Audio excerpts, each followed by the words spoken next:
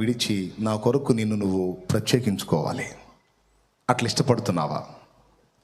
విశాల మార్గం వదిలిపెట్టి ఇరుకైన నా మార్గంలో నడవటానికి నువ్వు సిద్ధపడితే నేను నీ కోసం ఎంత కార్యమైనా చేయటానికి సిద్ధం.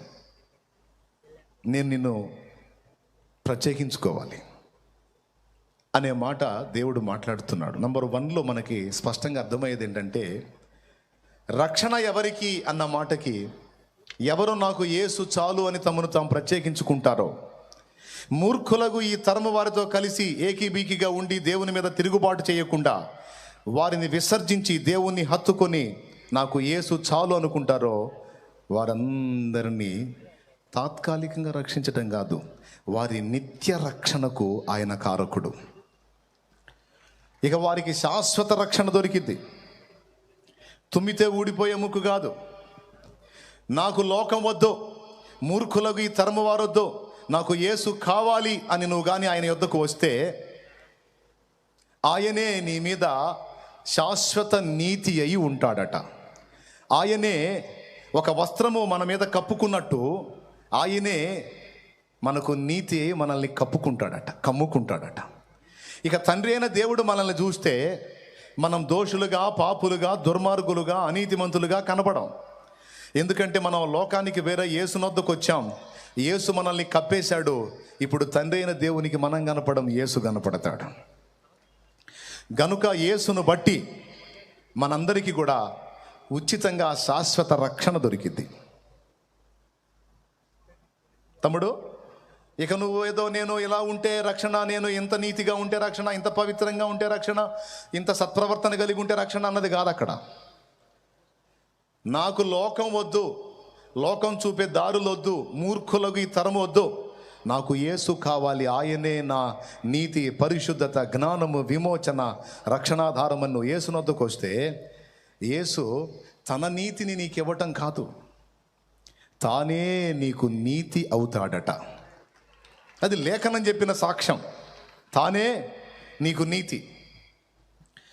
మరి దేవుడే నా నీతి అయ్యాడు, ఇక నా ప్రవర్తనతో నిమిత్తం లేదంటే, నా నీతితో నిమిత్తం లేదంటే, దేవుడే నిన్ను కమ్మేసి నీతిమంతుల లిస్టులో చేర్చాడు గనుక తప్పకుండా ఇక నీతి ఫలం ఫలించాలి. నువ్వు నిన్ను నీతిమంతులుగా తీర్చాడు గనుక, నీతిమంతుల లెక్కలో చేర్చాడు గనుక ఖచ్చితంగా నీ నుండి నీతి ఫలాన్ని ఆశిస్తాడు, నీతి ప్రవర్తనను ఆశిస్తాడు.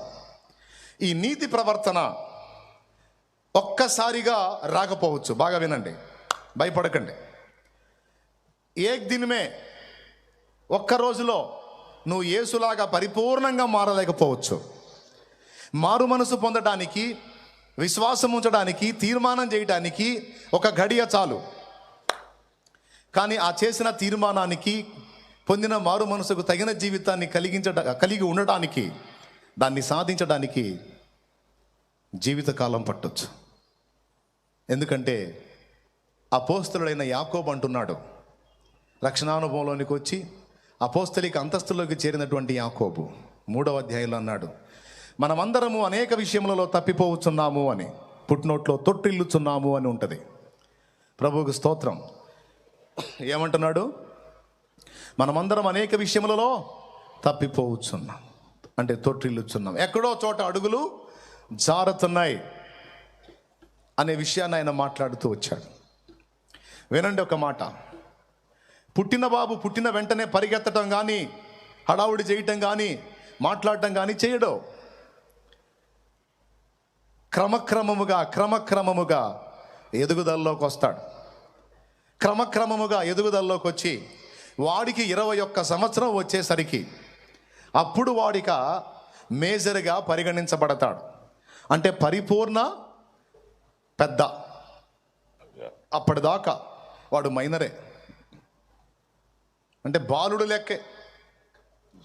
ఎప్పుడైతే 21 వచ్చిందో అప్పుడు అక్కడి నుంచి వాడు మేజర్.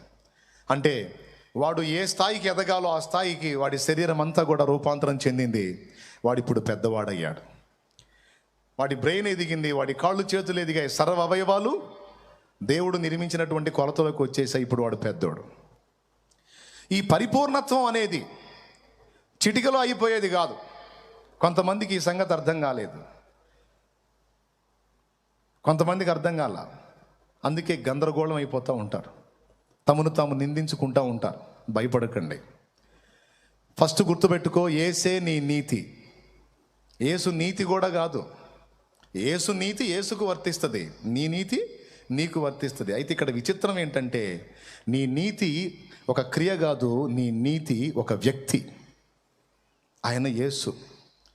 నువ్వు ఆయన దగ్గరకు వచ్చినప్పుడు, ఆయన నిన్ను కప్పుకున్నప్పుడు, ఆయన నిన్ను తన రెక్కల కింద కప్పినప్పుడు, తండ్రి అయిన దేవునికి నువ్వు కనపడవు, ఆయన కనపడతాడు. సాక్ష్యపు మందసం మీకు తెలుసు, అది నల్ల తుమ్మ చెక్కతో చేయబడిద్ది. తుమ్మ చెక్కతో చేయబడిద్ది. తుమ్మ చెక్క తెలుసు కదా మీకు, నల్ల తుమ్మ గట్టిగా ఉంటుంది. లోపలేమో నల్ల తుమ్మ చెక్క, పైనేమో బంగారపు పూత. పైన ఇప్పుడు మీరు దాన్ని చూస్తే ఏ వర్ణం కనపడిద్ది? నల్ల తుమ్మ చెక్క కనపడిద్దా, బంగారు పూత కనపడిద్దా? పెద్దగా చెప్పండి, అవునా?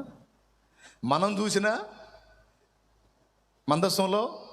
మందసం వెలపట లోపట అంతా కూడా బంగారపు తాపడం, అదే కనపడిద్ది. దేవుడు చూసినా అదే కనపడిద్ది. కానీ మందసానికి తెలుసు పైన మాత్రమే బంగారం ఉంది, లోపల నల్లతొమ్మ చెక్కేనని. అట్లాగే మనం అందరం నల్లతొమ్మ చెక్కలం, స్తోత్రం. కానీ మన లక్క ఏంటంటే, ఈ నల్లతొమ్మ చెక్క బతుకులేసుకొని ఆయన దగ్గరికి వచ్చాను చూడు, బంగారం కప్పేశాడు మనల్ని. స్తోత్రం. ఇప్పుడు మారిపోయింది. ఇప్పుడు మనల్ని ఇతరులు చూసినా, పరలోక తండ్రి చూసినా బంగారం కనపడుతుంటుంది. అంటే ఎవరు? ఆయన. కానీ మనకు తెలుసు మనం ఏమై ఉన్నాము. వెలిచూపులకి అందరూ కూడా, నేను తెల్లబట్టలు వేసుకున్నా,